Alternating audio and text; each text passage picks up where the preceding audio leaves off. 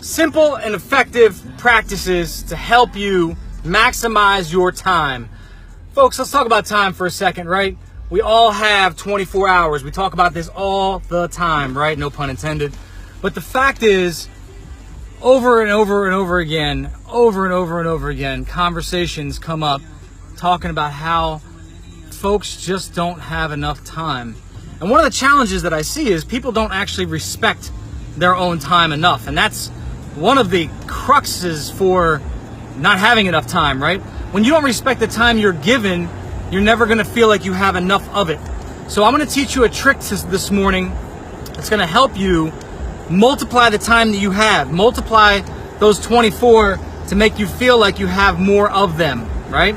So here's the start. First and foremost, communication. The fact is, communication, in my opinion, is not that we are communicating not enough, right? So the fact is, a lot of people feel like they don't have good communication. In other words, they're not getting the proper communication amongst the team, right? The team is not communicating properly, and therefore it's not effective, and therefore we're not getting the job done.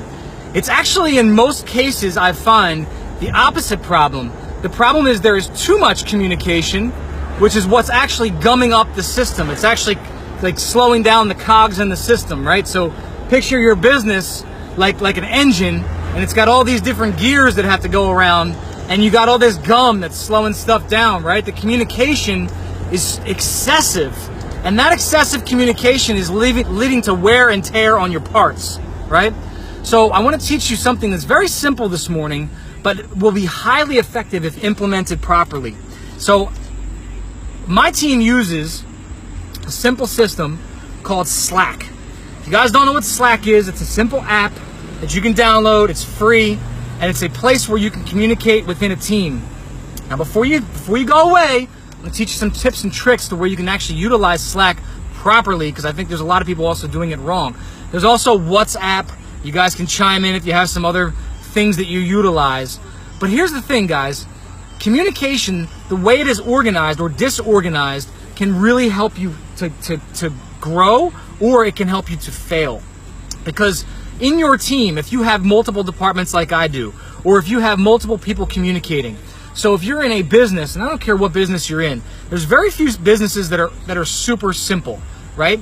Even if you're in the pizza business, or you're in the cake business, or you're in the real estate business, or you're in the law business, any type of business, there's multiple people communicating, right? You have different departments. You have supply, you have delivery, you have customers, you have all these different pieces communicating, right? How do we make them all communicate effectively? So recently I just started a business about 3 or 4 months ago, and we run the entire business on Slack. Now, how did I do this? Well, it didn't happen overnight. I didn't just pop the app up and say, okay guys, go for it, you figure it out, right? It came from what I talk about and what I repeat over and over again, which is discipline and patience. And that is what's lacking a lot of times in our business owners and our business operators, right, is discipline and patience. You have to build the thing out. So when you're within these apps, you really have to start to draw, I actually journal about these things, how you want the business to look. And within Slack, and I know you can do this in WhatsApp, actually break down the departments so that only the people that should be communicating with each other are communicating within their own app, right? So if you're running a cake business, for example, you might have, your bakers in one app, and your supply people in the other app, and your delivery people in the other app, right? And they're all communicating within teams within the app. If you're running a real estate company or a general contracting company, your project managers, right? Your supply people, your delivery, kind of the same thing, right? It's very similar. Maybe your real estate team's out there finding you deals, and the deal app is going, right? The acquisitions app is running, right? But you can compartmentalize that app so that you have the ability for your teams to be communicating independently. Now, why does it sound redundant to you? It sounds redundant because the fact is you're already handling this via text. And you're saying to yourself, Joe, I already do this on my text. Why do I need an app to do this? The fact is, in a text, it's not effective and it's not efficient. Every single time you go to do a text, right, You got to figure out what parties are involved. You got to CC them. You got to go back and figure out if the group involves everybody. Oh, I forgot to copy this person. Let me go back and copy that person, and so forth. I got low connectivity. Every time I come in my parking lot, guys, I lose connectivity. Anyway, so I was saying, how do you guys organize it is actually just as important as actually using the app, right? So getting the teams all within the proper app, communicating properly so that they're actually talking to each other. Now, what are the benefits of this? The benefits of it are you're getting to watch the communication as it happens. So if you're a typical type A business owner, as you start off, what's going to happen naturally is you're going to be involved. You're going to be communicating. You're going to be talking. You're going to be jumping in. You're going to be giving your opinion. But as you start to grow and as you start to trust and as you start to hand off accountability and responsibility and all of these good things, you'll start to back off because you'll start to realize that the team is working without you. And the benefit of the app is you won't have to be CC'd. You won't have to be on each and every text. You won't feel obligated to communicate because you'll be watching the communication happen. So, for example, on my media company, deliverability happens automatically. I see the messages go up. They're posting the content. They're showing what's going on each and every day. I don't have to hop in on that conversation, right? Same thing with the quality control. Same thing with, all these other departments that are going on within that company.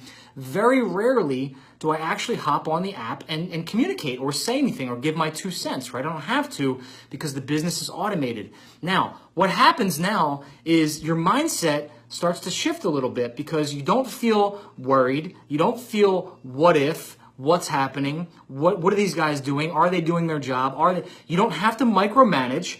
You don't have to jump in and send texts that make you sound psychotic. You don't have to ask people if they're doing their job because you're watching them do their job, right? You're watching them communicate. You can also set parameters like, for example, I want a daily check-in of XYZ. I want, communication to happen automatically. I want this person to check in with that person. And they're doing it on the app in which you set the parameters for that quality control to happen. So why does this take patience and discipline? Patience and discipline. I talk about this a lot. Because, folks, as type A business owners, as the run and gun, want to go out there and start something and do the next thing and grow and gain and grow and gain, it takes patience for us to slow down long enough to put these controls into place.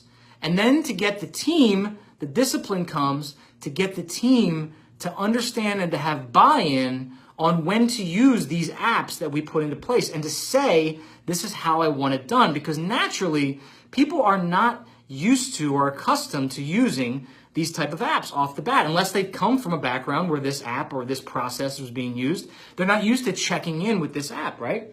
But if we put the parameters into place and we ask them to use them properly, it starts to become commonplace to them. It starts to become normal to them. It starts to become daily for them. It starts to become the thing to do for their daily business.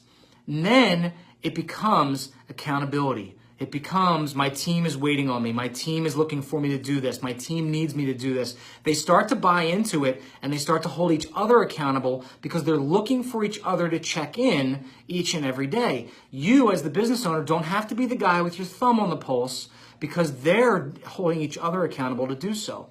So, whether you're on a team or you own a team or you're starting a team or growing a team, guys, you can hold your family on a WhatsApp channel. My kids aren't old enough to do this, but if you have older kids, you could have chores on a WhatsApp channel. You could have dinner schedules on a WhatsApp channel. There's so many, or Slack. There's so many variables of how you can control this thing to where everyone can check in, everyone can be accountable, everyone can be there, and communication can continue. I'm sure you could have your friends on there and so forth. So a little bit of efficiency, a little bit of effectiveness, a little bit of getting your time back so that you're not over communicating. The moral of the story is, folks, communication, a lot of times we think we're broken down on communication. What I find is when we start to really dig deep into people's businesses, we're over communicating. We're not under communicating. It's not that we're not getting the message out. It's that we're getting the message out and it's overlapping. So I hope you find the message valuable. If you do, I I ask you to share it with somebody else on your timeline. Message it to somebody who might find this app useful or might find this video useful. I appreciate you guys.